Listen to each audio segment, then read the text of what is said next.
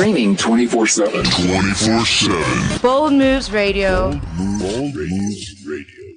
Afrika nakupenda sana. Oh, Afrika nakupenda sana. Welcome to Bold Moves Radio. The show is Prudent Woman with myself, RHULANI BALOYI. We are excited to have you once more joining us as we continue with our conversations as Prudent Woman. Thank you to all of you who are joining us on Facebook and all of you joining us on our YouTube channel. Thank you for being with us. And if you have not yet subscribed to our YouTube channel, I will encourage you to click on the subscribe button so that in the future you do not miss any of our programs as we go through the week, because we have got a wonderful lineup that is right for you every week. So you will not miss it once you have subscribed with us. And all of you joining us through the stream, Bold Moves Radio, listening to us, thank you very much for joining us.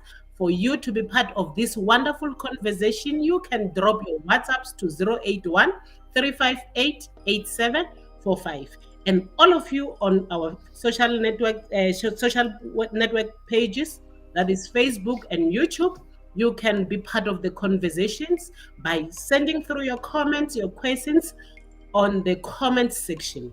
Thank you very much. Prudent Woman comes to you every Sunday, 4 o'clock up until 5 o'clock. We are excited to have you joining us. And of course, we say Prudent Woman, we spark conversations. Our idea is to spark conversations so that women, we can be prudent. That is being intentional in the decisions we make, because we will be informed. And we go all out to look for information so that we can respond appropriately when the season arises for us to respond. Today we have with us Dr. Mkateko Mabunda. She is going to talk to us on a wonderful subject that is dementia.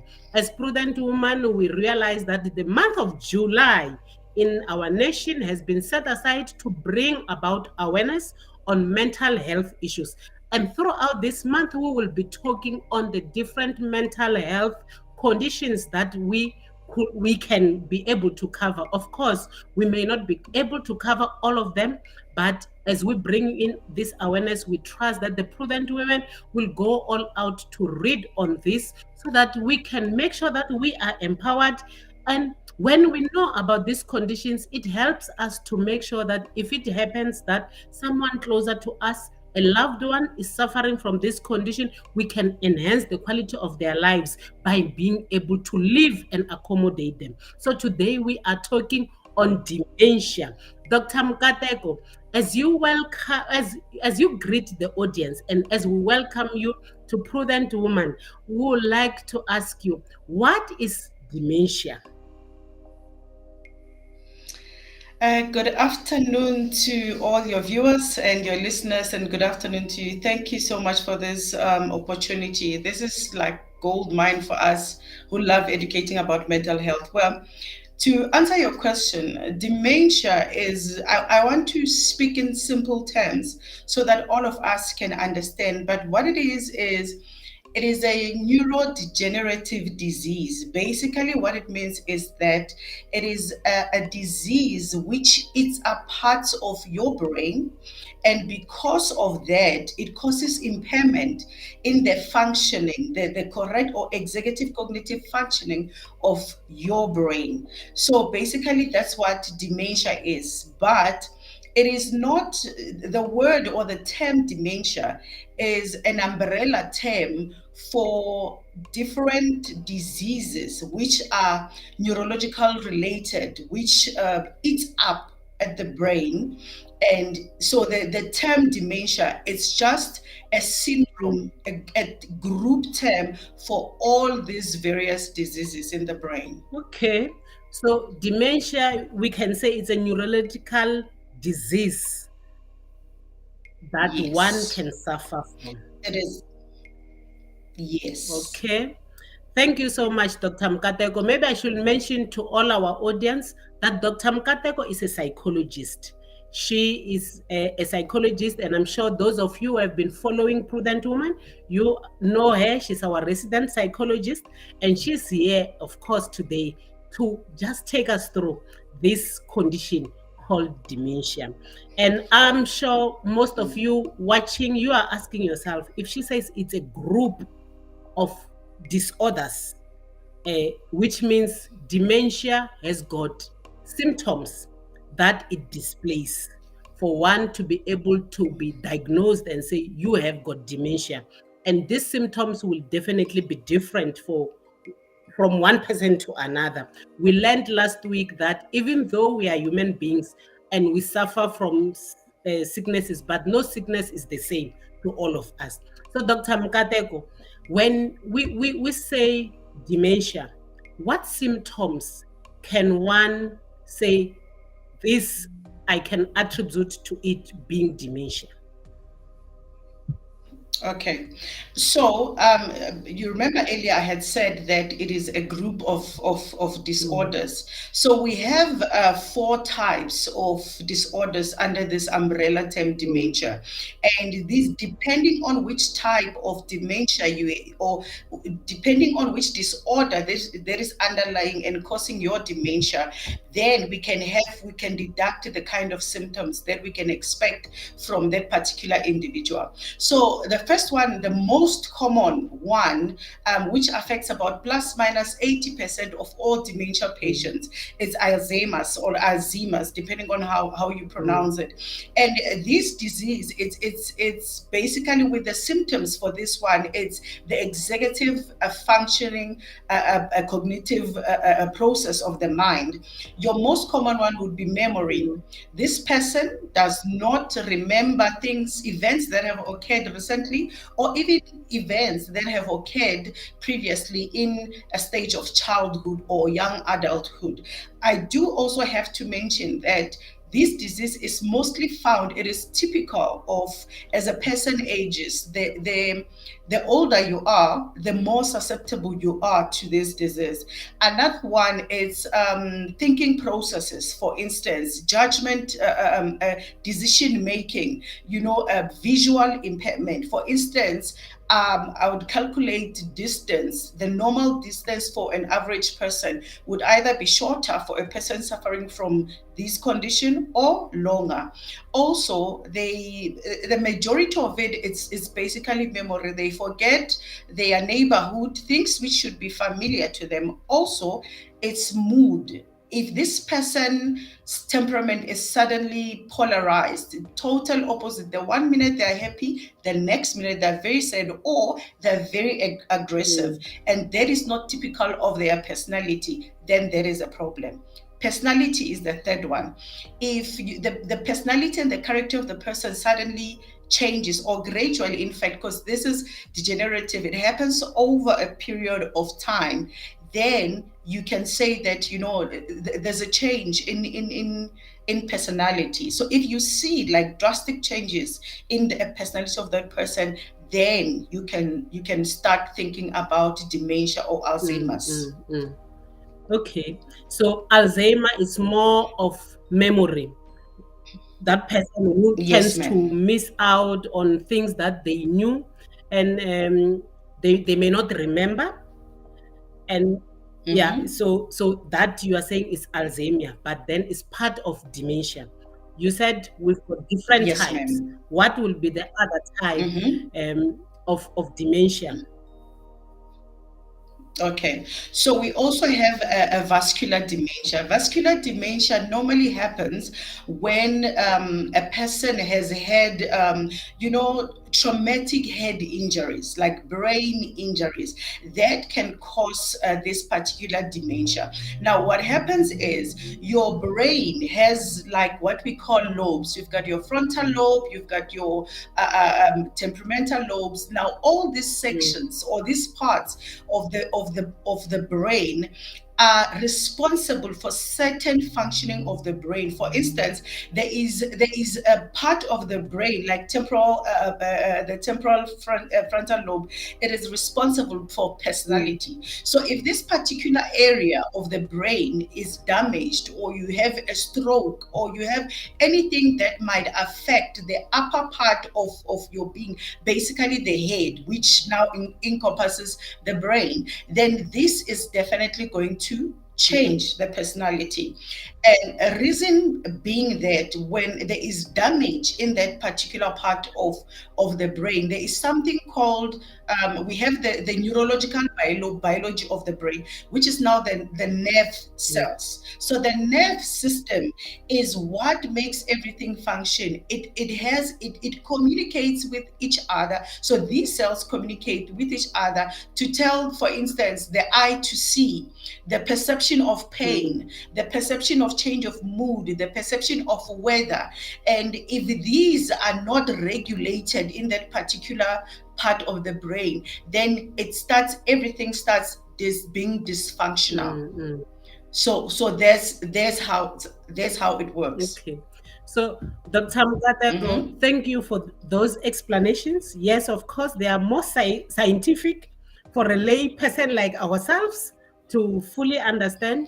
But before we started with this session, you mentioned one example of dementia. And even as I was approaching you to have this session, what was in my mind was the realization of understanding that most of our parents or elderly people within our communities, whom we tend to attribute their actions to witchcraft, whom we attribute their actions to demonic activities, most of them, I have realized as we go through the explanation of dementia, they are suffering from such. So maybe in a layman's language, if you can just relate that example, I know it will cast more light to our viewers to understand what we are talking about. Okay, thank you for actually, stating that. Let me just simplify this for all of us to understand. We all have, most of us have cars, and we know that under the hood there is engine. So an engine of a car, it has different parts. So there is something that has to inject the fuel from the tank of the gas tank to the engine for it to function. We've got parts which work, which use oil. We've got so that the car runs smoothly. We've got your fan belt. We've got, I don't know much about engines, but I'm just, I hope this is what will make all of us understand. And then if the injector of the fuel is not working, the car will stop. Why? Because the gas, petrol or diesel, whatever you use, is not going to the right places. Therefore, the car, it does not have the power to be able to function. If the fan belt is not working, the car is going to overheat. If it overheats, then the car stops. What they normally call gubato. That's the most I understand. So that's how the brain functions. Now, because most of us don't understand, and because especially as African as in Black people, most of us have not really been socialized into mental health, in the full sense of it. So as a result, what we have been socialized on, it's mostly things that have to do with spiritual activities. So for instance, just before we started, we spoke about, there was an example of a lady in Soweto. I think Shawela, if I'm not mistaken. Now, these two boys come back from a party around 3 a.m. in the morning, early hours of the morning. They find this lady, and this lady is naked. She's all fully naked, and she is seated in their yard. She's seated at the So when they come in, the first thing that comes to a normal average thinking Black person, what you would think is, this is witchcraft. This is what they say about witchcraft. This is what they say about demonic activities, spiritual things. That we've heard that this is how they present, this is how they manifest. And as a result of their lack of knowledge, those boys they beat up that woman, they assaulted the lady, and the lady eventually died, only for them to find later that the family was looking for that person, and the family was a well-known psychiatric patient. Meanwhile, the boys did not know. So a lot of us, most of us, we are not aware of this. I myself only got to be aware of most of the things when I started my training. That's why I really, really appreciate Prudent Woman for giving us these platforms, because we do have a lot of casualties due to lack of knowledge. Thank you, Doctor. I think by now, everyone who's watching, you fully understand when we talk dementia, what we are talking about. Um, what is she referring to? With the example that she has given, you can see it's someone who gets disorientated and find themselves in a place that at times they cannot even understand where they are. I have learned as I was preparing for the show that as much as it frustrates us, those who have to stay with these patients, it more frustrates them. They are more frustrated with the condition that they are in, because at times they flip back to normality, and then they realize that no, I've just done something that is not real. Or sometimes they get more frustrated because they cannot identify with the surroundings that they are in, so I would like us to go on an ad break. When we come back, Doctor, let us now talk about the warning signs, because I would like to believe this does not just happen. As I was preparing for the show, I came across a woman who said she was still employed, but it so happened that she went to a room. When she came out, she had forgotten where she is. She wanted to run away from everyone because she could not identify where she is. And everyone who came forth, she could not identify with them. And of course, as you said, Doctor, to say, in us, the people of color, because we have been more educated and orientated around the spiritual aspect of life and not much on the mental. Of course, if you are part of that organization and you meet a woman like that, you will think they are practicing witchcraft, they are projecting. That's why something like that happens. Yes. But once you know that there is something, a disorder that can happen to any one of us, you are more open to be able to embrace this person and help this person, because it's about how we receive them and how we extend a hand for them to receive assistance so that they can be able to come back to where they are supposed to be. So I'd like us to go on an ad break, and when we come back, let us now talk on the warning signs. More especially, I've noticed that almost all of us, we are affected in one way or another. You have that granny who is suffering from that, or a neighbor, or a loved one. So it is very important for us to have the warning signs so that at least it does not take you by surprise. You are ready on how to react around it. Let us go on an ad break.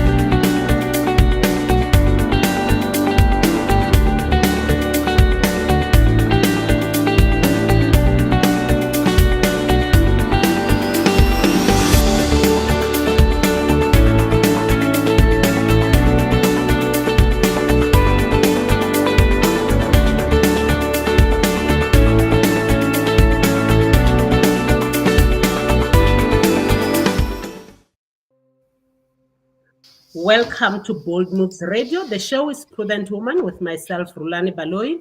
Today we have Dr. Mkateko Mabunda, a psychologist who's joining us. We are talking on the subject dementia, a mental health condition, even as we bring in awareness throughout the month of July on mental health.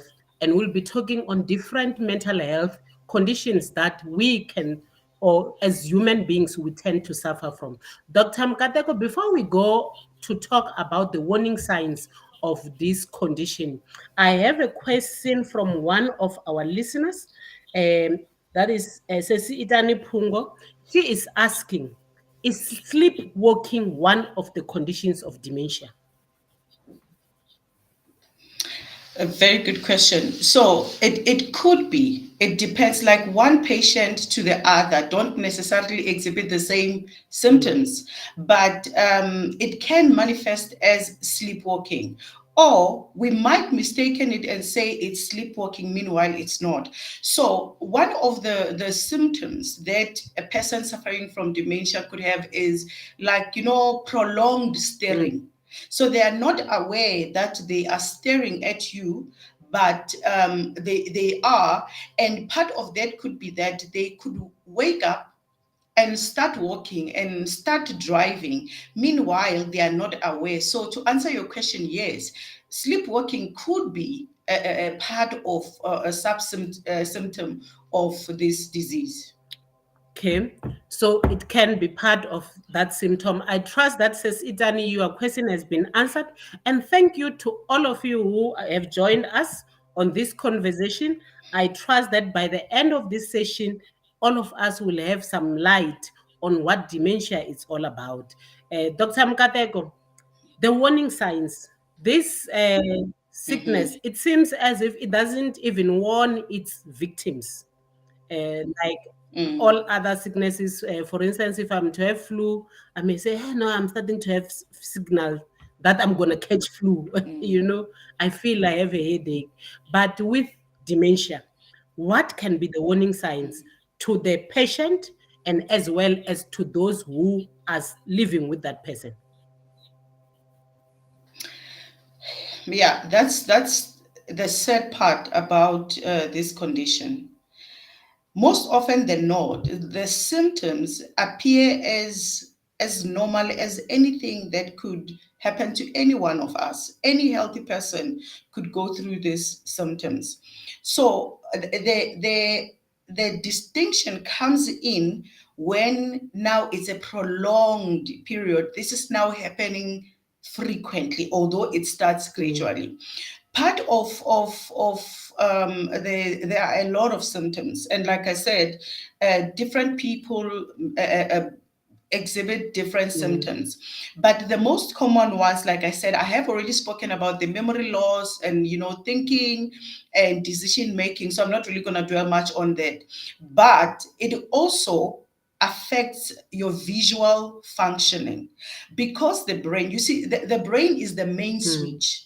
If it starts switching off, if you go and look at your what we call our electrical boxes, it has like subsections. It has the switch for the geyser, it has the switch for the lights, it has the switch for the plugs. Same applies with the brain. So in the brain, we have the switch for the speech, we have the switch for the visual functioning, we have the switch for personality and all of that. So we start seeing it which is the most common being memory, when someone would have, for instance, they are holding their phone like this and they are busy looking for their phone.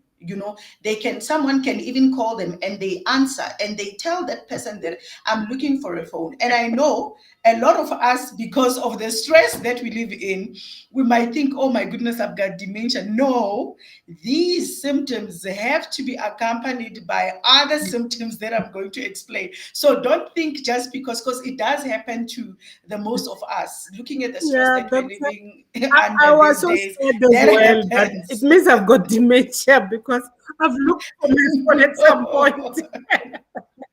No. It's not like that. And this, because these are so common, that's what makes this disease very difficult to detect in the initial stages of it. So some of it, so that is just a part of it. Another part is that this person stops being responsible. They don't pay their bills as they used to. They can't handle money management, financial management. It's not optimum for them anymore. They change. They can turn and look at you and be aggressive as well. You know, they can turn and talk to you in a way that you cannot even believe. But this is Mkateko. How is she talking to me like this?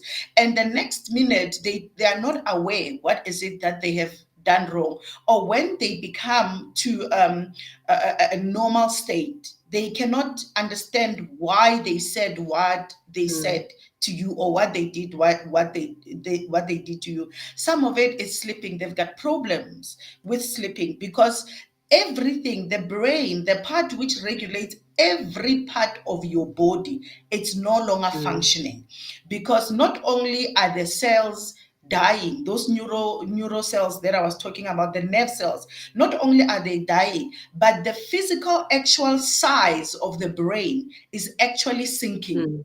It's actually becoming smaller and smaller. So symptoms are many. There's so many symptoms that I can give you, but all these symptoms now eventually they must start affecting your daily life.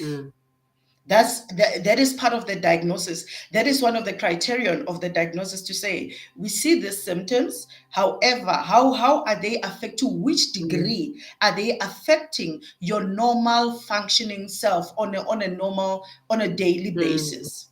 So it's quite a number of them. I wish we had more time, but it's quite a number of them. It could be anything at all, anything. Eating, your eating patterns, your even depressive symptoms. They can even have depressive symptoms. They can have so many things. They can walk into houses and believe that those houses are their houses, especially in the initial stages, because the recent memory functioning is affected in the initial stages, but they still have the childhood part of their memory functioning. So they can go to their home and say, their childhood home where they don't live anymore, and say, out of my house, this is my house. So, it seems as if there's just a lot in terms of the symptoms and the signs.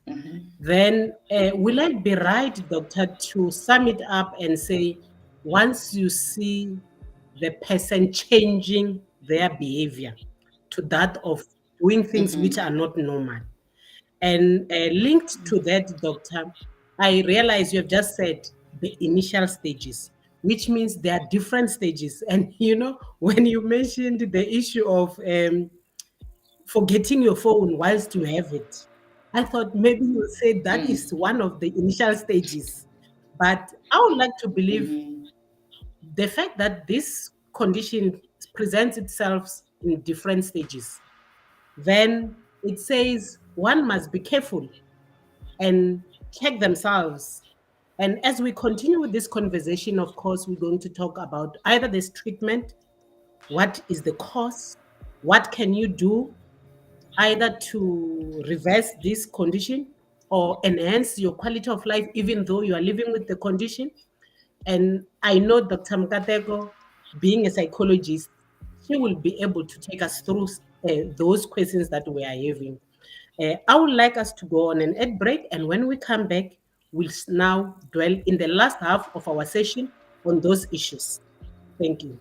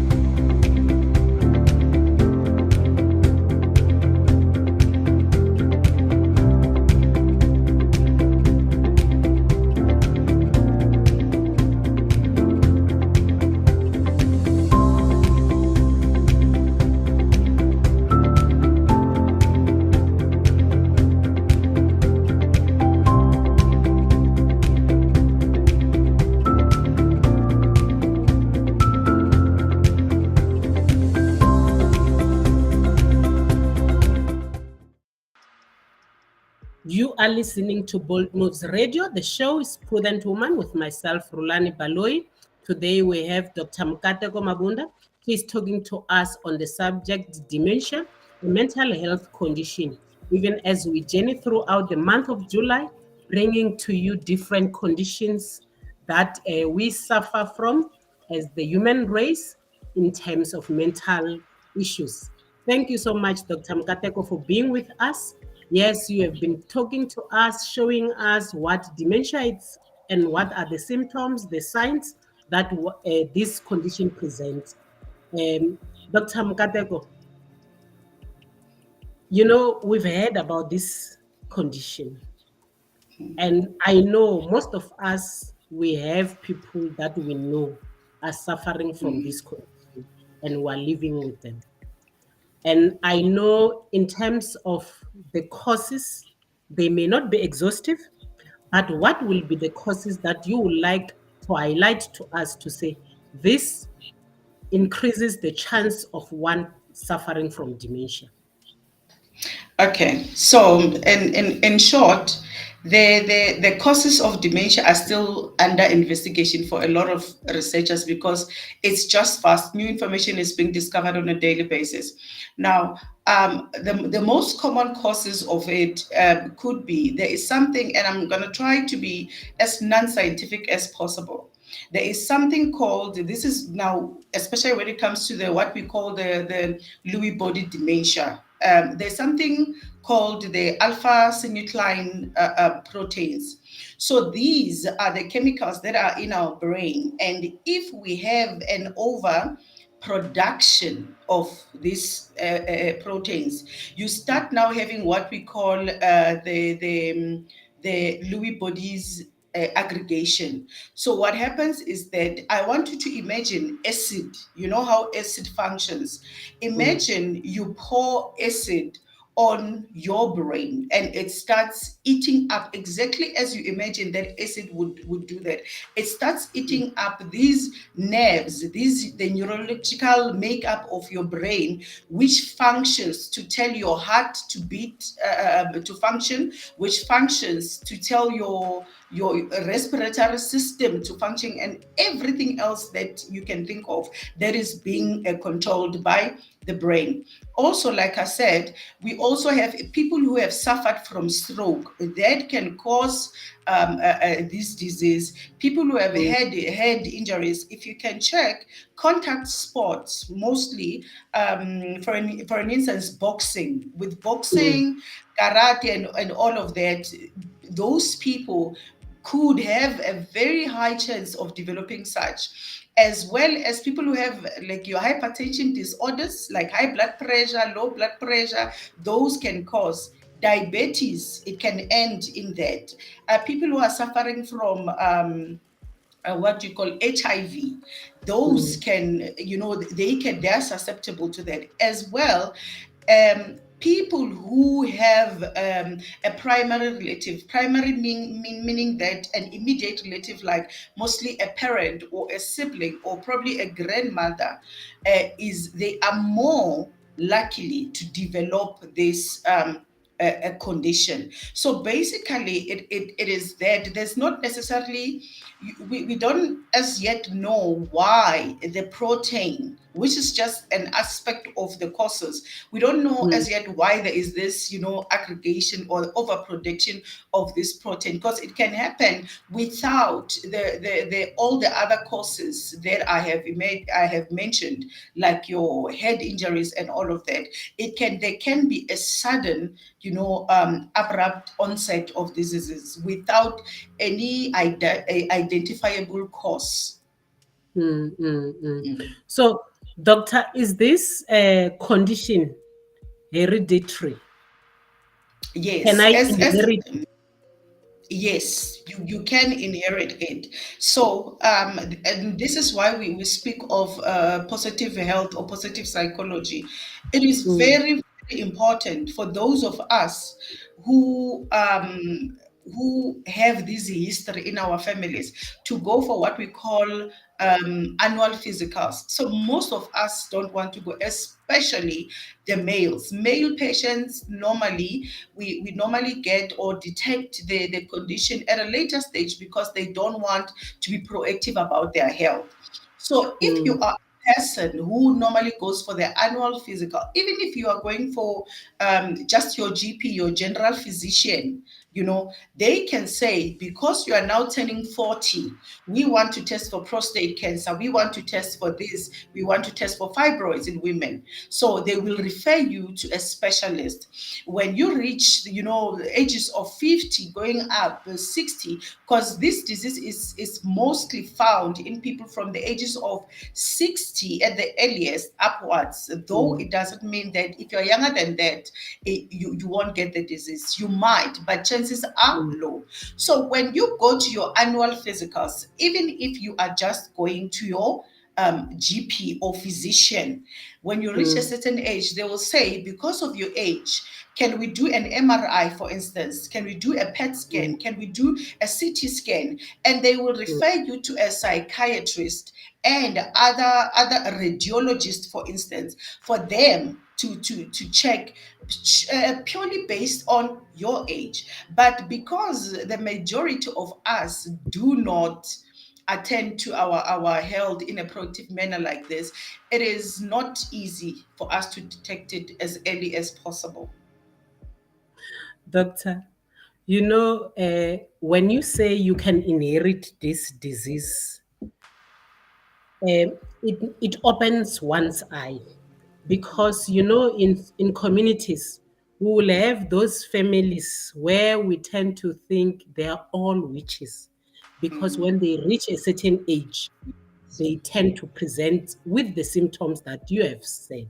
And I think most of us listening to you today, we should repent, because probably we have accused people because of lack of knowledge of witchcraft, just because we didn't know what is happening to them. If you say you can inherit this, because in most cases you find that it runs within the family. I've seen families where we tend to say when they reach this age, they tend to need to lose it. They tend to somehow. And you just answered the question that I was to ask in terms of the age, to say it mostly happens once a person is at 60 years and above.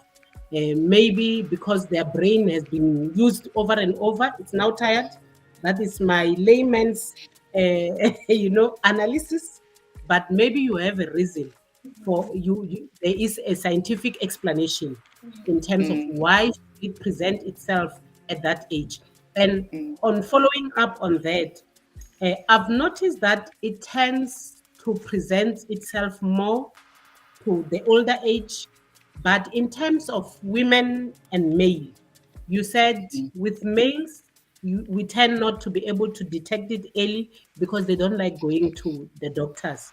But we've seen it in females as well. But scientifically, if there's been research, what are the ratios there between male and female? Who is likely to suffer more from this condition? Okay, so the first question you asked is why the age? Why that age group? Well, it's because as we grow, our bodies don't necessarily function at their optimum level as they would when we are younger. For instance, blood flow is no longer the same, and blood flow is also a cause of this condition. So because I'm no longer getting as much oxygen, I'm no longer getting, my body is no longer able to absorb as much nutrients and vitamins and all these things that I need for my brain to function properly, then there is a shortage, and that shortage could then trigger the over excretion of the proteins that I spoke about, the alpha synuclein proteins that I spoke about. And that could be some of the reason. For instance, when it comes to vascular dementia, it's now the muscles, everything that has to do with movement. As we grow, we no longer get out of bed of the bed the same way that we would if we were younger. Going down and coming back up, it becomes a mission for us. So that could be a part of the reason why we have this age group. And then you also inquired about, please help me remember, the second part of your question was? Who is likely to suffer from this condition between males and females? Male and female. Okay. So the gender variations have always been a problem when it comes to stats, any type of stats, like accounting, any economic, social. It has always been a problem because, especially mostly in health. When it comes to health, the reason why you would have, for instance, the stats in depression, they show that women are much more likely to develop mental health issues such as depression. But the thing is, we are able to get these stats because women would present would prevent for treatment, or for consultation. So the difference is in the behavior of help seeking. That's what causes the difference. So obviously, because of that, due to that, females are much more likely to be shown to develop this more than men would. So stats could be part of the reason why we have more females than men. And also, if you can look at our physiological makeup, you know how they say women should marry men who are older than them? Yes. Because we tend to physiologically and psychologically mature quicker than men. So if the guys who are maybe 30, they are more likely to be suited to females who are 25. So maybe as well, due to the rate of our physiological growth and the increase of our cells, and as a result, the degeneration of our cells, as women, we tend to do things at a quicker rate, at a faster rate than males. So those are the two reasons that could be as well part of the reason. And as well, remember, dementia is also part of lifestyle conditions, right? So if you check historically, when it comes to the socioeconomic of things, men were much more likely to be financially independent than women. So because of that financial freedom, they are able to access certain things, the kind of food, certain things that could help them when it comes to their health and their physiology, whilst women were not. So hopefully, as we are now evolving, things will start changing as people get to know better. So it's on the other hand as well, because of lifestyle, part of the course is drinking, smoking, all these things, living a reckless life, which is more likely to be done by males than females. But the problem here is it is females who are reporting more than males, and hence we don't have a conclusive stats when it comes to that information. Thank you very much, Dr. Mkateko. I see our viewers and our listeners are appreciating of the knowledge that you are giving to us this afternoon. I see Mandla Mabunda saying, in conditionally. Maybe in our vernacular, if some of you who are watching and who can drop down a comment, if you can let us know what is this condition in other vernacular languages. I know maybe Dr. Mkateko will be able to say it in your language. What is this condition called in our vernacular? Okay, akuna a conclusive term for it because Ishi, Tsonga, Changani, even Zulu, Pedi, all these other African languages, we don't necessarily have knowledge about mental health. As a result, previously in history, there was no necessity to be able to name different types of mental health or mental illness or disorders. So for instance, isichangani tako ikulahlekeriwa kangcondo, you know, ikulahlekeriwa kangcondo. But if I say ikulahlekeriwa kangcondo, schizophrenia ikulahlekeriwa kangcondo. You see, Alzheimer's on its own ikulahlekeriwa kangcondo. You know, bipolar, all these, and if you can check all the conditions that I've mentioned now, bipolar, it's a mood disorder. You know, this one, it's purely and clinically a brain disorder. You know, and it's different. They're personality disorders. They are all this, and all of them, ishichangani, what do we call them? So, and if you say to me, explain to me, Kuri, the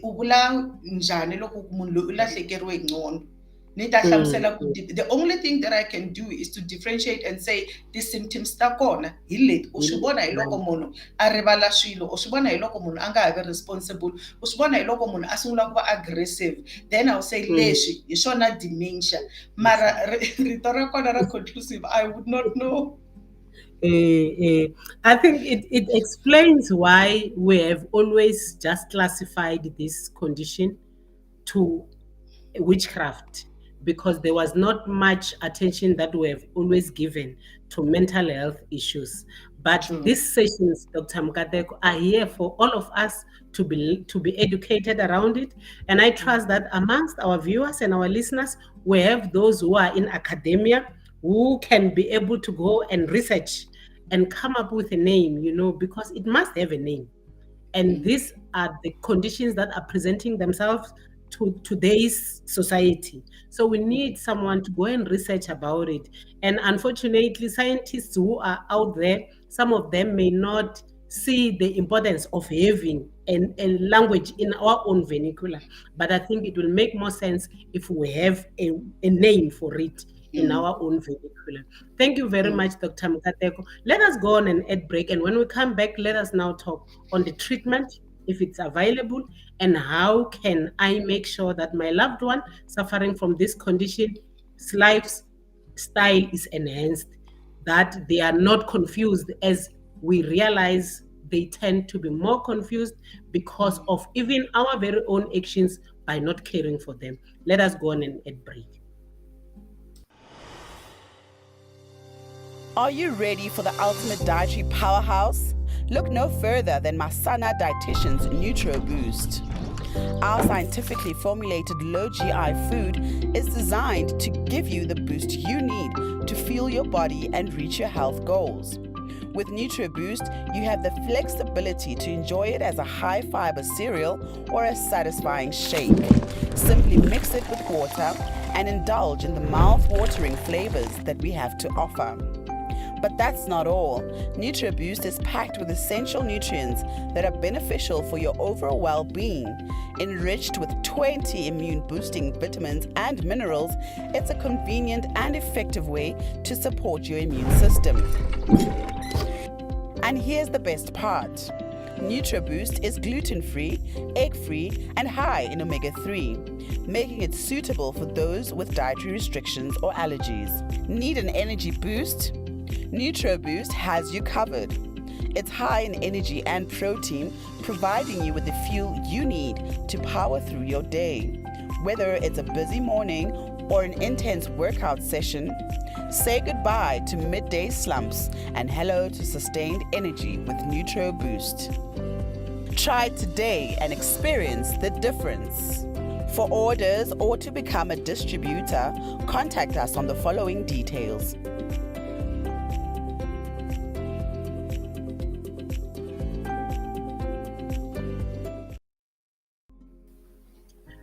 You are listening to Bold Moves Radio. The show is Prudent Woman with myself, RHULANI BALOYI. We come to you every Sunday from 4 o'clock up until 5 o'clock. Today, we have a wonderful conversation about dementia with Dr. Mkateko Mabunda. And even yourselves, as you are listening to us, and I see Dr. Mkateko, I see Pastor Lilima just saying in her language, dementia, who ke go lahlegelwa ke monagano. So it goes back to what you Yes. were saying. And I see Sesi Mpika Mabunda saying, how do we get men to start presenting themselves for checkups and treatments? And of course, prudent women, we are taking care of all these people, in our families. So it's upon us. Let us start talking to our men to go for checkups. Let them not wait until it is too late. And I think some men are watching and listening to us. The doctor does not kill you. Dr. Mkateko indicated that when you get there, they check you on this and this and this, and you better know than not knowing. I know some people will say, I don't want to go to the checkup because they're going to tell me I'm suffering from this. But you are better off knowing than not knowing, because once you know, you can deal with it. When you do not know about something, you can never do anything about it. And that condition will not go away, but it will be eating you whilst you are not working against it. So, Dr. Mkateko, now let us come to dementia. Is there treatment for this condition? Unfortunately, at the current moment, there's no treatment, and we've had this condition for many years, for a very long time. But unfortunately, right now, there's no condition. The only treatment that there is, it is psychosocial support, going for therapy. We also do have psychotropics, like drugs which can help you manage this disease. But as for the actual cure itself, there is absolutely nothing that can, definite, treatment for it. And it's even worse because I think part of the reason why we do not have a definite treatment for it is because the condition is progressive, meaning that it starts gradually, then it goes, it accelerates as time goes on. So when you still have a particular set of sub symptoms which you are now treating, then it changes to the next thing. So because of that, we are not able to stay on one regime of treatment, simply because we are not able to contain the symptoms. So that could be a part of the reason why we do not have, but definitely there's no treatment as it. I'm hoping for a treatment in future, because as we're evolving, the fourth industrial, it has really propelled us into new levels of technology. Now we are able to manage schizophrenia, which was thought to be incurable before, but now we are able, to manage that. And also, to answer Bika Mabunda's question as well. Bika is a man. I'm so happy that it was a man who asked this question. It's a man. So it's conversations. It's hard conversations, and our generation, we are trying, because part of, if you look at all these things that we have spoken about now, it is mostly part of socialization. So the fact that today we are having this conversation in this platform, and people are joining, and people are participating effectively, it means that we are getting some way. Because to be quite honest with you, I have yet to meet a woman, or married women, or mothers who have been able to easily have to take their male children or their husbands to the doctor's office. Some women, I know women will agree with me, that in most circumstances, in most instances, women actually have to threaten their husbands to go to the doctor's office. They know that there are certain benefits that they will not get if they do not do their physical. So it's a matter of having this conversation. It's a matter of changing, our traditional values, our traditional, perceptives as to not just health, but so many, psychosocial things that are happening in our lives. Well, it's said that there's no treatment for the condition, but I would like to believe Dr. Mkateko. you may have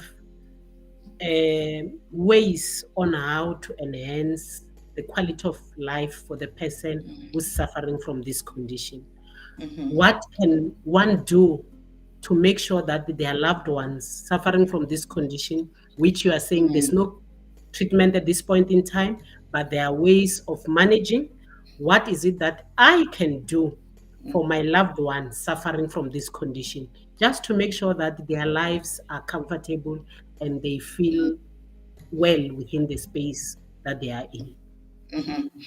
I think, firstly, most importantly, above everything, get as much information as you can get. Get as much information as you can get, because one of the key things that can affect or influence the management of or even the progression of the disease is the psychosocial support in the home. You see, that you can have the drugs, you can have the therapy, you can have all these things, but if the environment where the primary environment where they are at is not supportive of them, then it's going to be very difficult. They'll get frustrated, and you as a caregiver or as a loved one, you'll also get frustrated. Number two, as much as this condition is affecting your loved one and not necessarily you, you need to understand that you are also affected in a very big way as a caregiver or as a loved one.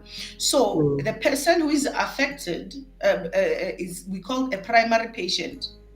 You, being the loved one who supports and lives with this person, even if you're not living with them, you become our secondary patient. So you need to understand that as this person goes for these treatments, you also need to go for treatment.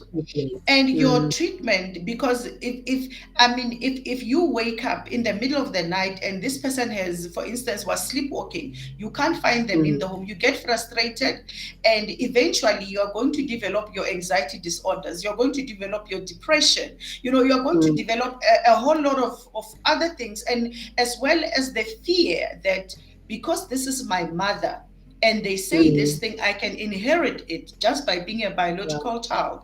It means that also in the future I might have that. That on its own, it makes you a patient. So the more information you get, and go for therapy, go for counseling.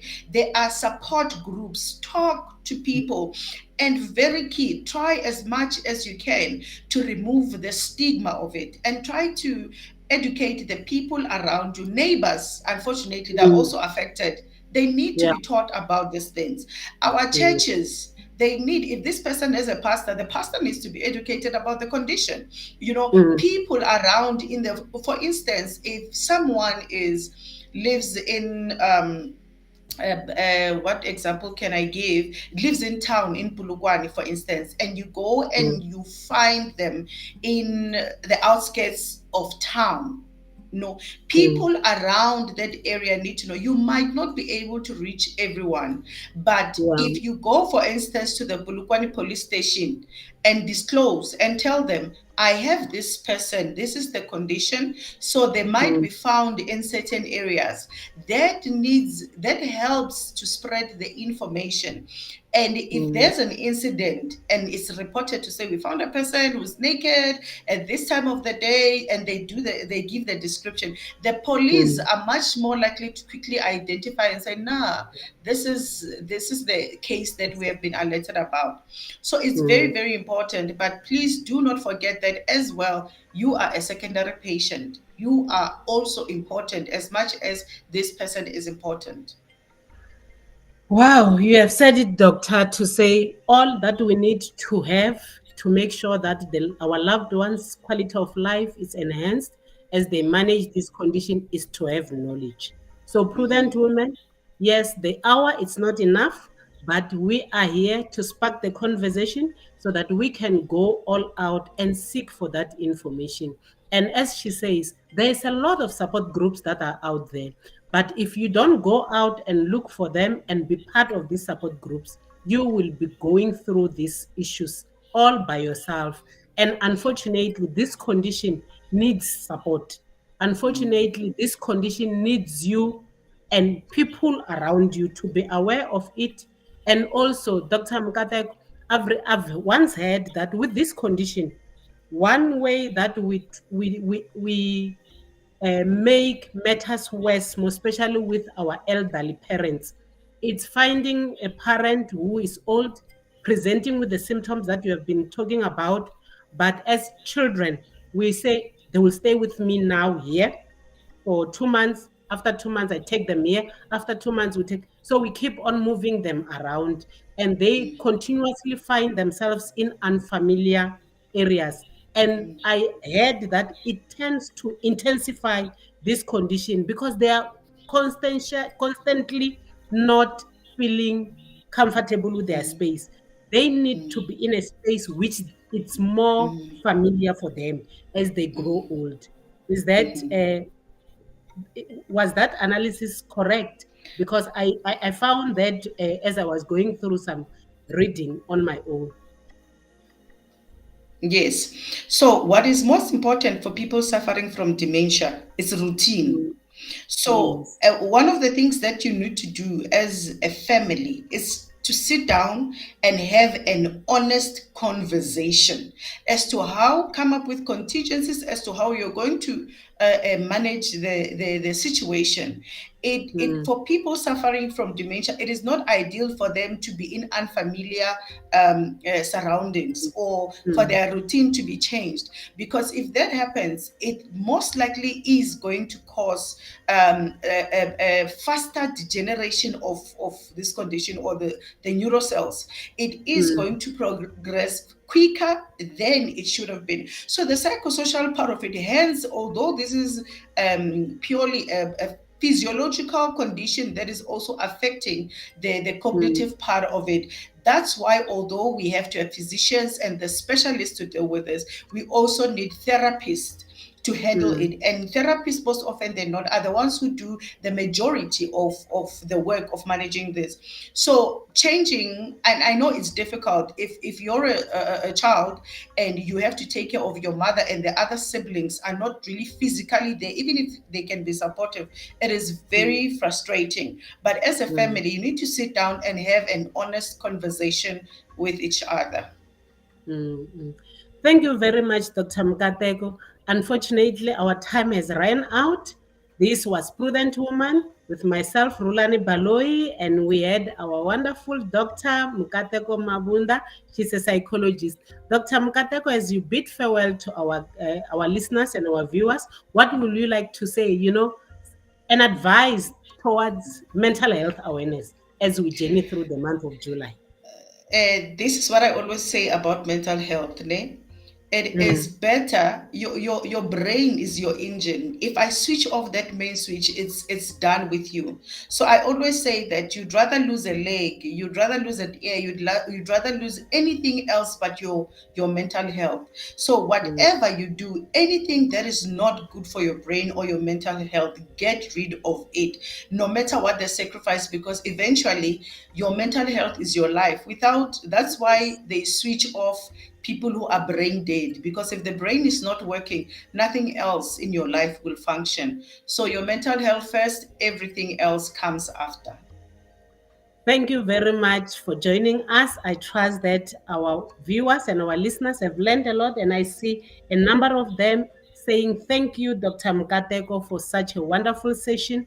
They have received something, and most of them are saying this is something that they've never thought about. And of course, they will go all out to search for more information. That was Prudent Woman who would like to say thank you and will not be doing justice to live without appreciating our technical team. DJ Messi in the studio, thank you very much for the support. The show will not be what it is without your support. And of course, our executive producer, Pastor Strike, would like to say thank you. And I would like to say thank you as well to our researcher, Dr. Numalo. Julia Numalo, thank you so much for the wonderful work that you are doing, assisting us with the content of this show. And as promised, throughout the month of July, we'll be talking on different conditions of mental health to bring awareness on what are the conditions that can present to ourselves and how to manage them and ease the burden that can be there, most especially for the one who is suffering, the patient. As Prudent Woman, we like to say thank you. And as Bold Moves Radio, we like to say we have a wonderful lineup that is right here for you. As we say bye in Prudent Woman, we are coming up with another program at 5:30. That is the Living Word Outreach Program with Pastor Fridama Tebula. She will be right here. They will be doing a recap on the wonderful youth conference that they've had during the month of the youth, that is in June. So please, Prudent Woman, call upon your young people to come and join, and they'll be doing a recap. So if they have missed the conference, at least there'll be something to catch up right here. And throughout the week, from Monday up until Friday, from 6 o'clock in the morning up until 6:30, we have a morning devotion with different men of God who are leading us in prayers. And on Tuesday, we have Love SA. This coming Tuesday, we have our wonderful woman, young woman, Sobom Tombeni, the lady behind the aprons by Charmaine. I trust that most of you see her aprons when you have weddings and lobola and all these things. We see wonderful women wearing aprons, written different messages. That's the lady behind it. She'll be here on African Experience on Tuesday. And on Thursday, we have Love SA. You are encouraged to join on all these programs. Our programs are very informative. As we say, we raise the flag of an African child. We would like to say bye for now. Go and grab a cup of coffee and wait for Pastor Fridama Tebula at 5:30. Thank you. Have a blessed week ahead.